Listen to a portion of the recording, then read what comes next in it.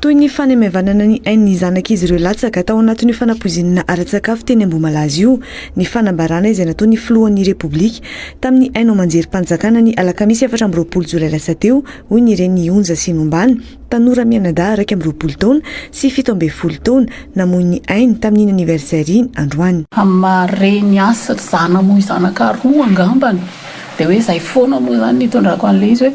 le filazana nataon'ny foloha tena raisiko tena fanamaivana angamba le izy sia ho anay araka le fanteneniko taloha teo foana hoe tsy haiko hoe tsy tsapanareo tsy niaran'le izy ve fa izahay niarany ihany mahatsapa ny asarobidy ny ainjanakay latsaka zay foana ny averiko amin'ilay satria tena mafy be tena vao hoe mafy noho le teo aloha tsy nahafantatra akory n'le filazanareo ary nahafantatra indray an'le filazana hoe voninkazo zaho tsy hoe tsy matoky an'le izy fa tena raisiko fanamaivanana le izy. Namaly manokana ny fanehonkevitry ny olona Lalatiana Rakotondrazafy tao anaty pejy Facebookny izay dikan'ireo fianakaviana ho fanamaivanana ny fahafatesan'ny zanak'izy ireo ihany koa ny Reny Onja Sinombana. Za moa zany amaly manokana tena vao nilatsaka le publication any ramatolo olona mialatsiny fa tena tonga dia ho teneniko mihitsy le izy satria vao nilatsaka le publication any dia tena tonga dia namaly anazy le commentaire moa désactiveny dia tsy afaka namaly tamin'ny commentaire fa nanao partage angamba mety misy ny arana hiditsika nataoko le partage namaliko an'le izy satria araka le teneniko hoe fondrentsika re tompoko tsy moro zany hoe zanaka ao anankiroa rijarija tsara tsy narary tsy marikotry ny ary tena zanako tsy mba marary zany reny nataoko hoe manavy ary tsy mbola nahita hoe fanandamaka teo ampandriny re zanako reny nefa dia hoe raha volana tampotampoko eo dia hoe maty dia tena mahavanonareo ohatra zany ve le izy hoe io valiny tadiavinareo efa napotra anay le valiny amina resaka voninkazo dia rehefa ohatra nareo ka tsy mino dia manandrama amiko angamba zany tena tsy mety le izy. Nangataka ny Lalatiana Rakotondrazafy mba nisy fifanajana ao anatin'izao fahoriana manjony fianakaviana ny arambona izao ny Reny Onja Sinombana. Dia aza moramorainareo ohatra zany fotsiny araka le teneniko foana hoe aza manao valim-porainginy nareo hoe efa io tadiavinareo dia izay zany dia mionona amin'izay ozy izy nareo fianakaviana mino fa reny ianao raha matolo olona tena mitodika aminao manokana mihitsy satria tena nandona natateraka ny valiteninao tena tsy mety le izy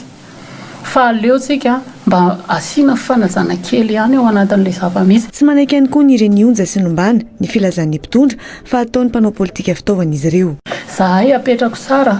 na iza mpanao politika na iza mpanao politika zay tsy niditra amin'ny politika anareo re tompoko tsy mbola niteny zay tsy nanona anaran-drakoto sy rabe zahay fa mba hajaho ihany maha-olona nay sy ny anjanakay latsaka fa aza dia atao an'izany le izy nareo raviravin'ny mpanao politika anataon'ny fitaovana tsy mbola nisy mpanao politika nresaka taminay hitanareo hoe io zahay fa nidina teny amikanjany Tarezy Mena hitarika korotana fa ny olona samy tezitra amin'ilay izy daholo fa zany hoe miezaka fotsiny ny olona mba hoe tony ny ain'ny olona koa atahorany hoe raha hiteny izy dia izao fa za aloha za manokana aloha tena tsy nety tamiko le tsy zavatra ohatr'ireny zany nandrasako tamin'ny anjanako anankiroa latsaka. Fanontaniana ihany koa no apetraka ny Reny Ombana sy Onja hoe inona no tena izahana analany ny fenoasana izay olona torian'izy ireo ao anatin'ny raharaha fanapozinana ara-tsakafo na afatin'ny zanak'izy ireo io. Teny anankiray tena tiako sindriana tao anatin'le zavatra voalaza iny ihany koa dia za zany tena nahita hoe inona re tompoko ny tena ezahanareo analana ny fenoasana ao anatin'ny raharaha ty. Za tena mahita hoe tena kovrenareo tanteraka fenoasana nefany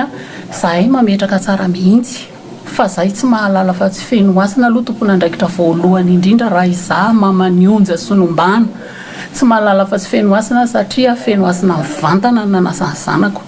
noho izany za tsy hitady andrakoto tsy hitady andrabe tsy hitady anizaniza. Ezahana mihitsy mantsy ny tsy tompon'andraikitra any fenoasana amin'ny raharaha fanapozinana teny Ambomalaza iny hoy ny Reny Onja Sinombana. Raha fahitako an'izy mantsy tena ezahana hoe raha mandinika an'ilay filazana rehetrarehetra dia tena hoe tsy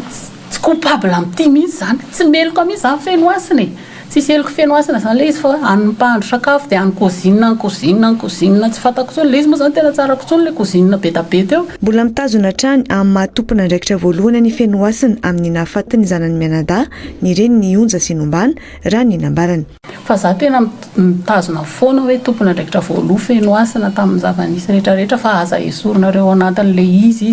fa nareo tena miezaka mihitsy hoe tsisy idiran'ny fenoasana le izy fa zareo fa kozinina ko raha tsy nisy ane fenoasana tsy nisy ireo kozinina tsy tafiditra